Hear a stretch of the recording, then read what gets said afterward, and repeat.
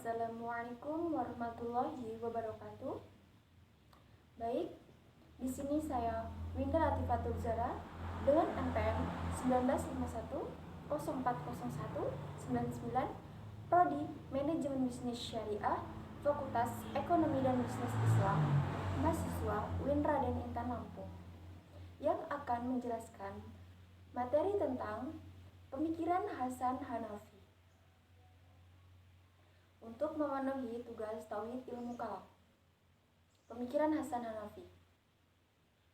Semua umat Islam percaya bahwa ajaran Islam adalah suatu norma yang diadaptasi oleh bangsa apa saja dan dalam waktu yang kapan saja. Ajaran Islam itu bersifat universal dan tidak bertentangan dengan rasio.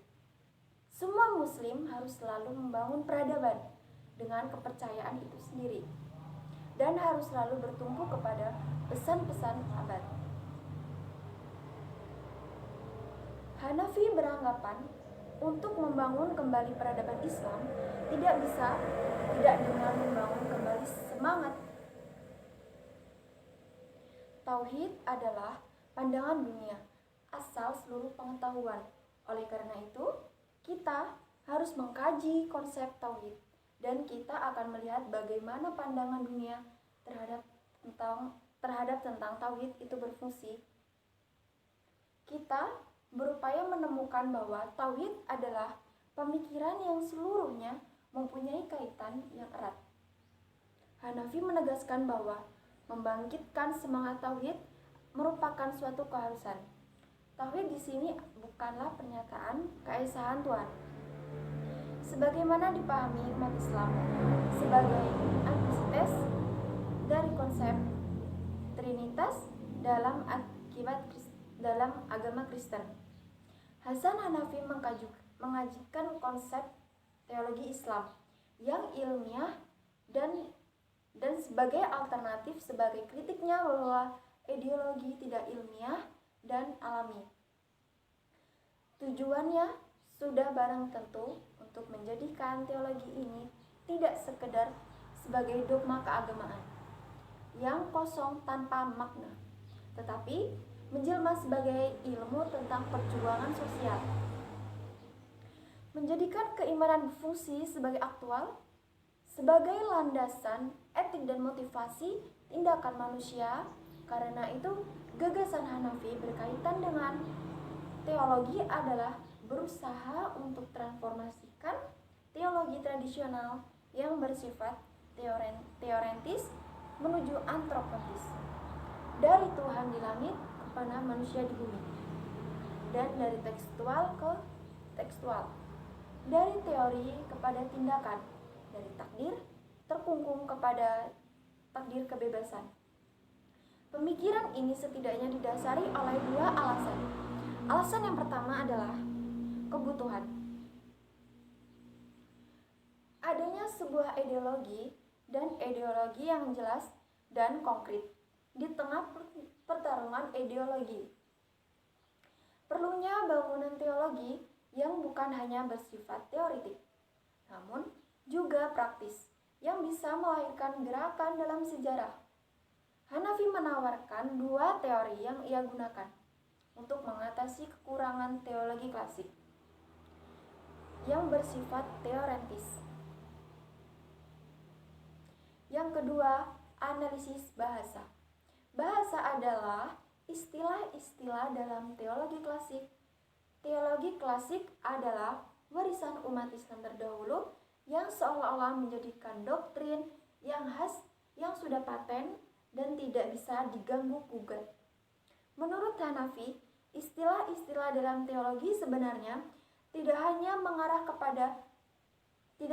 kepada yang teoretis dan gaib, tetapi juga mengungkapkan tentang sifat-sifat yang metode keilmuan, yang empirik rasional seperti iman, amal, dan amanah, atau yang historis seperti hubungan, sebuah, dan juga metafisis dan Tuhan dan akhirat. Selanjutnya, analisis realitas sosial. Analisis ini diperlukan untuk mengetahui Latar belakang historis munculnya teologi di masa lalu dan bagaimana pengaruhnya di masa depan. Selanjutnya, analisis realitis sosial digunakan untuk menentukan arah dan orientasi teologi kontemporer. Untuk menelandingkan dua tawarannya tersebut, Hanafi menggunakan dua metode berpikir, dialektika, menologi, dan hermeneutik. Dialektika adalah metode berpikir yang didasarkan pada asumsi bahwa proses perkembangan sejarah terjadi lewat konfrontasi asialektis saat teksis melahirkan antitesis dan selanjutnya melahirkan sintesis. Fenomenologi merupakan gagasan konsep yang merupakan metode berpikir untuk mencari hakikat sebuah fenomena atau realitas. Hakikat fenomena dapat dicapai menurut Usain melalui dua tahap reduksi. Reduksi morfologi, suatu objek dipandang apa adanya tanpa adanya prasangka. Kedua, reduksi eudetik, yaitu menyaring segala sesuatu yang bukan menjadi hakikat objek untuk mencari dan mengenal fundamental dari struktur objek. Yang ketiga, reduksi transendental, yaitu kesadaran mumi, agar dengan objek tersebut seseorang bisa mencapai dirinya sendiri atau bagaimana ide atau gagasan tentang objek tersebut mampu bisa dilaksanakan dalam upaya kebaikan dan kesempurnaan hidup subjek. Hanafi menggunakan fenomenologi untuk menganalisis, memahami, dan memetakan realitas sosial, politik, ekonomi, realitas dunia Islam, dan realitas tentang tantangan Barat yang di atasnya dibangun sebuah revolusi. Sebagaimana dikatakannya, sebagai bagian dari gagasan Mesir, saya tidak punya pilihan lain menggunakan fenomenologi untuk menganalisis Islam di Mesir, menurut Hanafi. Dengan metode ini, Hanafi ingin menganalisis realitas Islam, berbicara sendiri tentang Islam. Islam adalah yang mampu dianalisis mengetahui dari kacamata Islam, bukan kacamata Barat. Aktivitas penafsirannya terdiri dari 3 segi yang saling berhubungan: teks, perantara atau penafsir, dan penyampaian kepada audiens.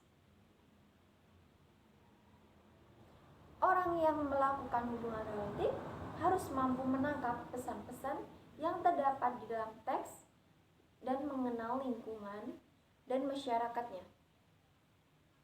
Hanafi menggunakan metode hermeneutik untuk membumikan gagasan teologi yang bersifat antroposentris dan teks ke konteks, dari langit ke bumi, dan dari teori ke praktik.